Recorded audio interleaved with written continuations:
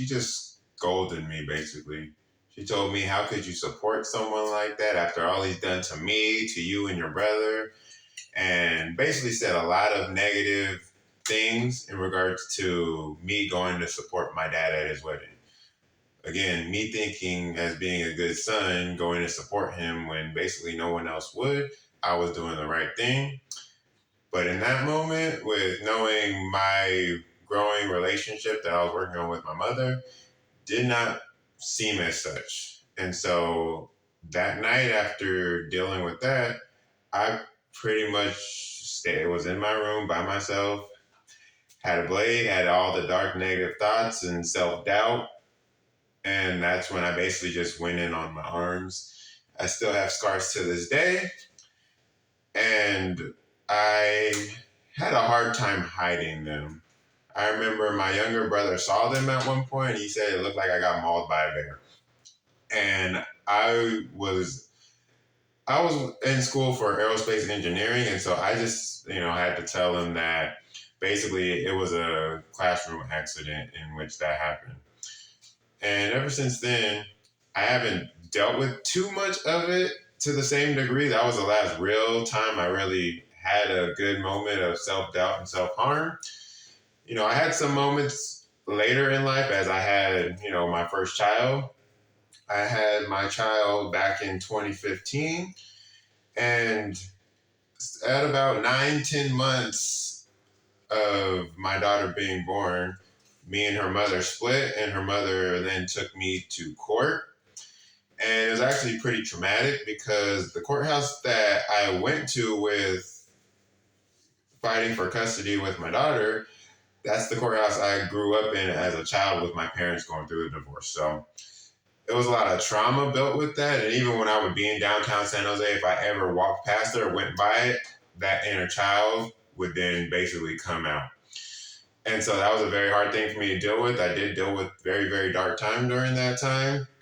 And then on top of that, someone in Southern California tried to accuse me of rape. And so on top of dealing with the custody family court stuff with my daughter, I then had to fight a case to not be labeled a sex offender on a crime I did not commit. All the charges were later dropped in regards to that. It was basically I want to say a messed up system. African American, white family, white girl tried to bring some kind of discrimination into it. And with the lawyer and attorney that I did have at that time, they said that county specifically was known for doing stuff like that. And so all those things were dropped, thankfully, but I still do have a hard time with, court, law enforcement, things of that nature. Just like when you hear about the, things like George Floyd and Trayvon Martin type of situations, those things hit home. And even the same as police officers driving nearby, I still have a hard time dealing with law enforcement and things of that nature in general. So still a work in progress, part of the journey. I will get there. But it's also about, acknowledging those points of weaknesses. Fast forward a few lives along my journey. I would say in 2020, I had another brief moment of depression when I was going through some tough times in my relationship. And so, I was getting blamed for a lot of things when I was doing pretty much everything I thought I needed to do and were asked of me. And I was still being blamed as the bad guy in a sense in many instances.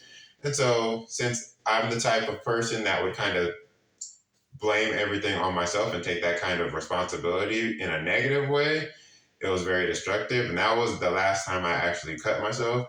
It was very, very small, but it was just on my finger. But it still allowed me to identify the hurt internally and make it external. And so with that, that was, a lot of the things I've had to deal with along this healing journey. And the last thing in regards to it falls down to what I've gone to with my spiritual journey.